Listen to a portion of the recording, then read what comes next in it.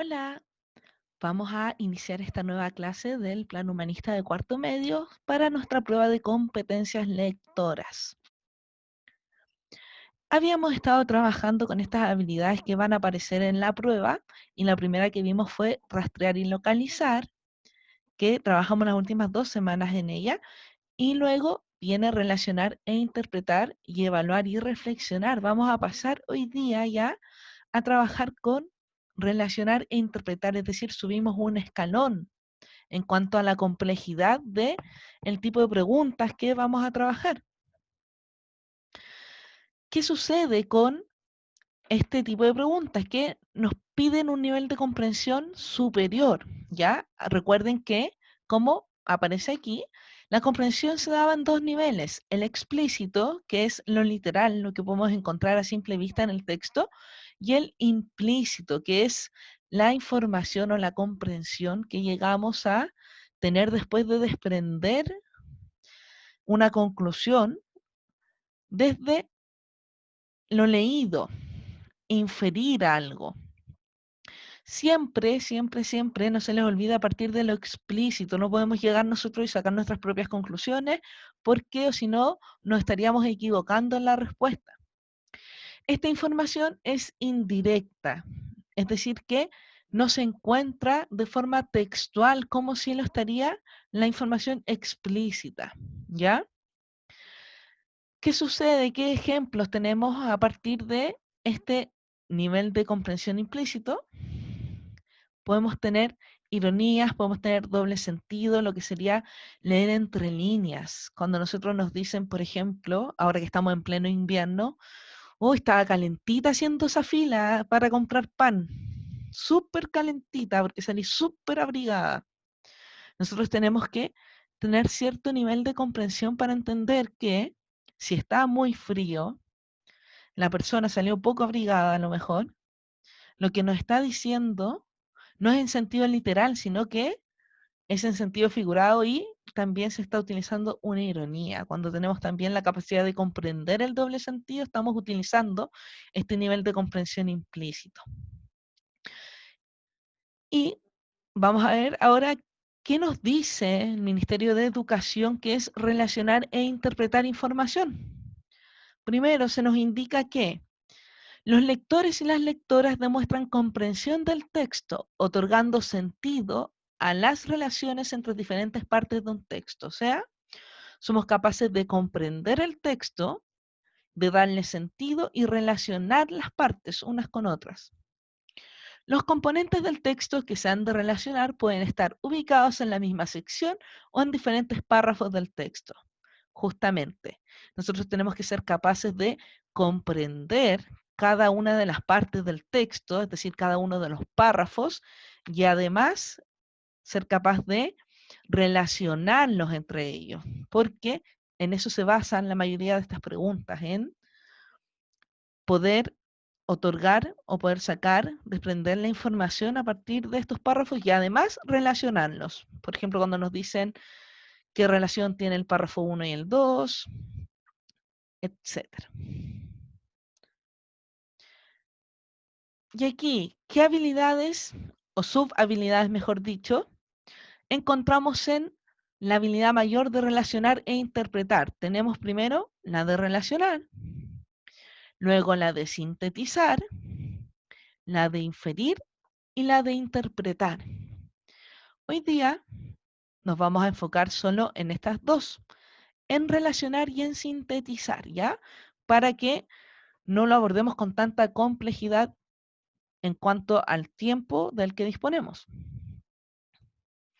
Primero de ellos es relacionar. ¿Qué se nos dice que es relacionar? Dice establecer conexiones entre dos o más partes del texto. ¿Y cuáles serían nuestras partes del texto? Los párrafos. Con eso nos tenemos que eh, ir ubicando. Ejemplos de preguntas que podrían aparecer en esta habilidad de relacionar. ¿Qué relación existe entre el primer y segundo párrafo? Y aquí puede ser entre el tercero y el cuarto, entre el quinto y el sexto. Cualquier pregunta que nos pida relacionar un párrafo con otro es parte de esta categoría o esta habilidad de la que estamos hablando de relacionar. Y la segunda pregunta que nos podría aparecer es, ¿qué función cumple el primer, puede ser el último también, párrafo del texto anterior? Y aquí también tenemos que poder aplicar los contenidos que hemos estado viendo en el colegio, como yo les decía anteriormente, de séptimo a cuarto medio, porque, por ejemplo, si nosotros podemos darnos cuenta que se nos puso un extracto de un ensayo y nos preguntan qué función cumple el primer párrafo, nos va a servir mucho que sepamos que en ese párrafo hay una introducción y que la introducción seguramente contiene la tesis de ese ensayo. Entonces, nos va a servir de alguna u otra forma tener esos conocimientos que hemos ido adquiriendo. Nuestra segunda habilidad o subhabilidad, como les había dicho, es sintetizar, que es hacer chiquitita la información. ¿Ya? Resumir, en otras palabras.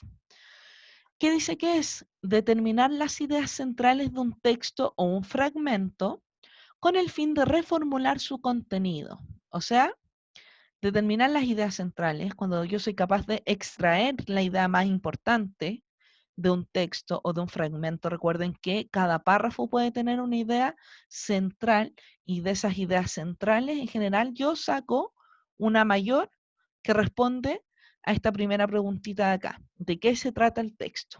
¿Ya? Esa es la idea central. Eso tenemos que contestar. Y aquí dice, con el fin de reformular, o sea, decir con otra fórmula, decir con otras palabras, con menos palabras el contenido. Cuando nos hacen esta segunda pregunta, aquí tenemos ya los ejemplos de preguntas. ¿Cuál es el título más adecuado para el texto leído? Nosotros tendemos a caer en la trampa de tratar de decir el título que a mí me suena más bonito o el que a mí me gustaría leer, por ejemplo, si fuera una novela, pero lo que tenemos que hacer es resumir y que este título nos diga en pocas palabras de qué se trata todo el texto que leímos. Que sea lo más conciso y preciso posible. Y por último, nos podría aparecer esta pregunta. ¿Cuál es la idea principal del párrafo? ¿Ya? Eso nos podría aparecer. Entonces, vamos a ir con algunos ejercicios. El primero de ellos se llama el pozo. Mi hermano Alberto cayó al pozo cuando tenía 5 años. Fue una de esas tragedias familiares que solo alivian el tiempo y las circunstancias de la familia numerosa. 20 años después, mi hermano Eloy sacaba agua un día de aquel pozo al que nadie jamás había vuelto a asomarse. En el caldero descubrió una pequeña botella con un papel en el interior. Este es un mundo como otro cualquiera, decía el mensaje. El árbol de los cuentos, Luis Mateo 10. Primero, no están enunciados los párrafos. Por lo tanto, eso es una tarea que vamos a tener que acostumbrarnos a hacer, porque como les mencioné anteriormente, no sabemos si van a estar enunciados o no. ¿Cómo reconocemos un párrafo? Porque empezamos con una mayúscula y terminamos en un punto aparte, ¿ya? Entonces, aquí tendríamos primer párrafo. Después tendríamos un segundo párrafo, desde fue hasta numerosa. Tendríamos un tercer párrafo desde 20 hasta asomarse, un cuarto párrafo desde en hasta interior y un quinto párrafo desde este hasta mensaje. Tendríamos 5 párrafos, ¿ya? Es importante que ustedes sepan hacer este ejercicio porque a primera vista y desde lejos podríamos pensar que esto es solo un párrafo, pero en realidad son 5. La pregunta, ¿qué otro título sería adecuado para el texto leído? A. La botella misteriosa. B. Aguas peligrosas. C. Mundo paralelo. D. El hermano Alberto. E. La numerosa familia. Ustedes pueden reflexionar un poquito, parar el video. Yo voy a ir con la respuesta enseguida y vamos a hacer el descarte de por qué no eran las otras. La respuesta es mundo paralelo. ¿Por qué es mundo paralelo? Porque la botella misteriosa, en realidad, el protagonismo aquí no lo tiene una botella y no es como el desenlace que hace que esto sea así como lo importante. Aguas peligrosas, en ningún momento se menciona que haya contenido de aguas o que haya alguien ahogándose, ni nada similar. El hermano Alberto es mencionado, pero después no vuelve a aparecer. Y la numerosa familia es como un detalle, es algo totalmente secundario dentro de la historia. ¿Por qué mundo paralelo? Porque esto es lo que hace la diferencia dentro del relato, ¿ya? Aquí. Esto es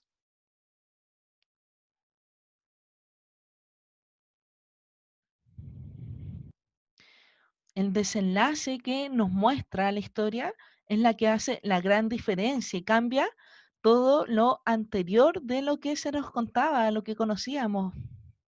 Por eso toma gran relevancia dentro del relato y es un título adecuado, porque resume lo que es más relevante. Vamos con el segundo texto. ¿Existe doble estándar en Chile? Por supuesto, pero también en el resto del mundo. El problema es que, en general, en todas partes se condenan los dobles estándares, aunque en todas partes se incurran ellos a diario. Difícilmente alguno de nosotros está en condiciones de lanzar la primera piedra. Viajaba hacia el puerto una mañana a exceso de velocidad y me detuvo un carabinero. Sus documentos me pidió. Se los pasé. Los examinó atentamente y me preguntó, ¿usted es político o algo así? Creí no faltar a la verdad cuando le respondí algo así. Bien, siga nomás, pero debe esperar a que se vayan los autos de adelante, me dijo, haciéndome un guiño de complicidad, pues le estaban pasando parte a varios otros por exceso de velocidad.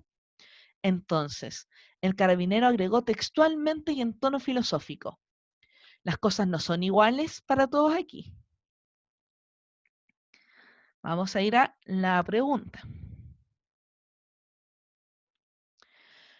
Pregunta, ¿qué relación se establece entre el párrafo 1 y el párrafo 2? ¿Ya? Y aquí estamos relacionando. A. El párrafo 1 plantea un problema relativo al doble estándar, el párrafo 2 su solución. B. El párrafo 1 es de tipo argumentativo, el párrafo 2 de tipo expositivo. C. El párrafo 2 ejemplifica la tesis planteada en el párrafo 1 acerca del doble estándar de los chilenos. D. El párrafo 2 contiene opiniones. El párrafo 1 solo hechos. E. El párrafo 1 cuestiona una situación. El párrafo 2 la ratifica. ¿Ya?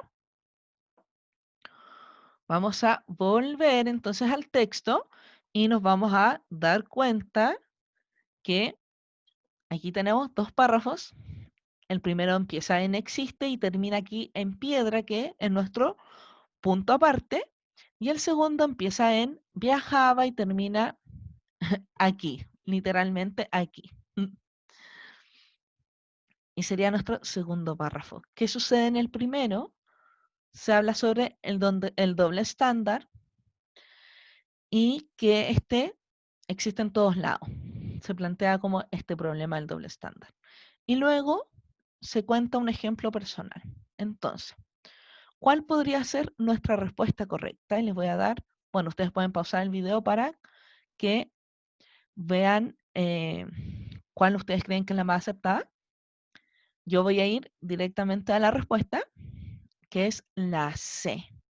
¿Y cuál es la trampita que tiene esta pregunta? Que se nos da vuelta.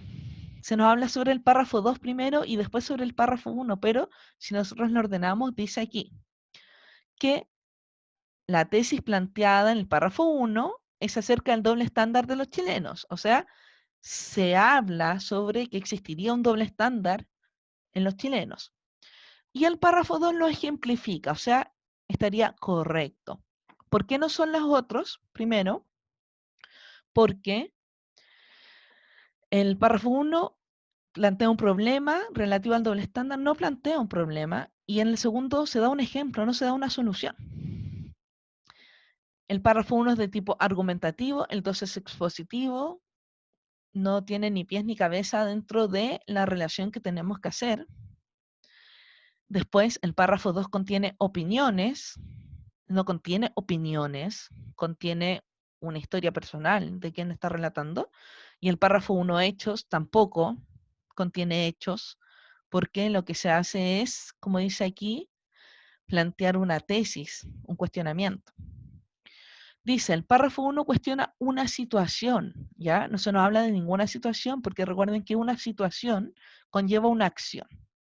Entonces, no se nos está cuestionando una situación, sino que se está cuestionando, se está planteando una tesis con respecto a un tema exacto.